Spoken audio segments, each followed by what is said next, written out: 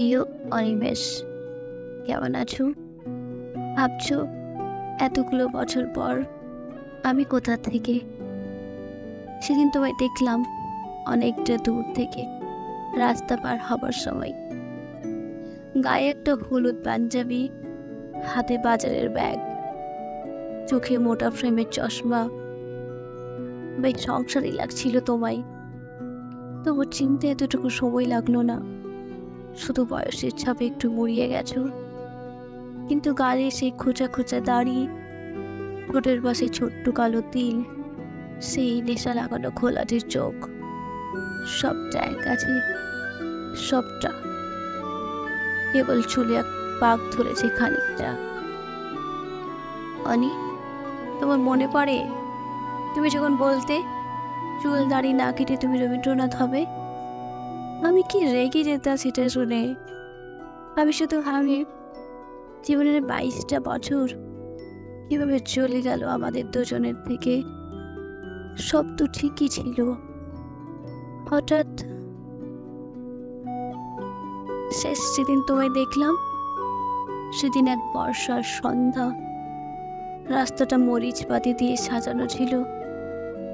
দুজনে মুখোমুখি দাঁড়িয়ে সেদিন সিদ্ধান্ত নিলাম, আর একসাথে নয়। কতটা সহজে সেদিন এতটা কঠিন হয়ে সারা জীবনের সিদ্ধান্ত নিয়েছিলাম আমরা। অনিমেষ, সেই সন্ধ্যায় দুজন দুপাশে হেঁটে যাওয়ার সময় আমি খুব করে চাইছিলাম তুমি একবার আমায় আটকাও। কিছুটা যাওয়ার পর যখন পিছু ফিরে দেখলাম, তখন নিয়ন বাতির আলোয় তুমি হেঁটেই যাচ্ছ, ধীরে ধীরে মিলিয়ে যাচ্ছ দূরে। কেমন জানি ধূসর হয়ে আকাশ ভেঙে খুব জোরে বৃষ্টি পড়ছিল সেই রাতে। আমি আমার উত্তরের ঘরটায় বসে তোমার ফোনের অপেক্ষায় ছিলাম। এইভাবে রোজ আকাশ কালো করে রাত নামতো, আর আমি আমার ফোনের স্ক্রিনের দিকে তাকিয়ে থাকতাম সারাটা রাত। তারপর একদিন বসে নিলাম, বিধাতা আমাদের সংসারটা একসাথে লেখেননি জানো অনি। আমি 1000বার টের পেয়েছি, দূরত্ব বাড়ানো সহজ, বিচ্ছেদ সহজ, জটিল ছিল শুধু তোমার শূন্যতাটা একেবারে মুছে ফেলা। অনিমেষ, খুব চেনা রাস্তায় দীর্ঘদিন পরে হাঁটলে এক ধরনের অনুভূতি হয়। সেদিন রাস্তা পার হবার সময় যখন তোমার মুখটা দেখলাম, মুহূর্তেই আমার সমস্ত অতীত চোখের সামনে অলট পালট হয়ে গেল। সেদিন তোমায় একটু ছুঁয়ে দেখা হয়নি জানো। 22টা বছর আমাদের এতটা দূরে সরিয়ে দিল কি করে অনিমেষ?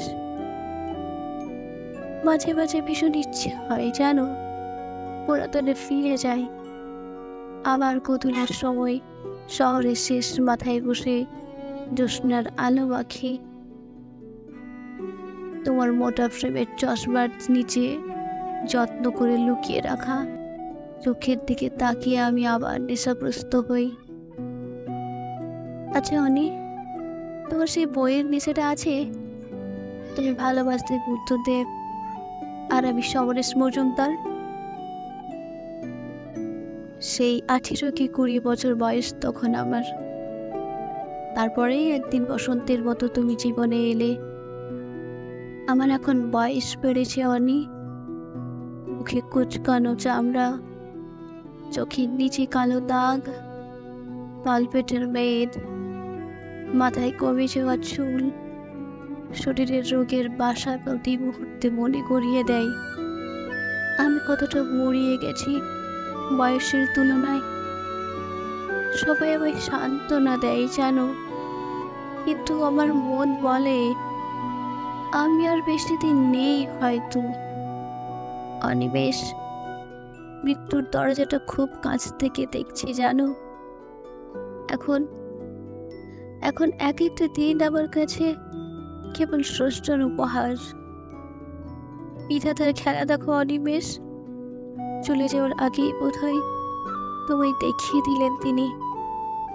অনি, আমরা এখনো এক শহরেই আছি, অথচ তাও কতটা ভীষণ দূরে, তাই না? কতটা পথ হেঁটে গেলে তোমায় ছুতে পাবো তাও জানা নেই। অনি, অনি তুমি ভালো থেকো। যদি কোনোদিন পারো এসে একবার ছুঁয়ে দিও। হোক না, হোক না সেই মুহূর্তে আমার শরীরটাই আর প্রাণ নেই, তবুও কতগুলো বছর তোমার মুখে মৃন্ময়ী ডাক্তার শুনি না অনিমেষ। শখ করে দিয়েছিলে তুমি আমায় নামটা। অনি, অনি, আমার একবার ডাকবে আমার সেই নাম ধরে? চোখ বোঝার আগে কেবল একটাবার আমি এই ব্যস্ত শহরে কোনো এক ফিকে সন্ধ্যায় তোমার সেই পুরনো ঠিকানায় ফিরে এসে আবার একটাবার এটি তোমার মৃন্ময়ী।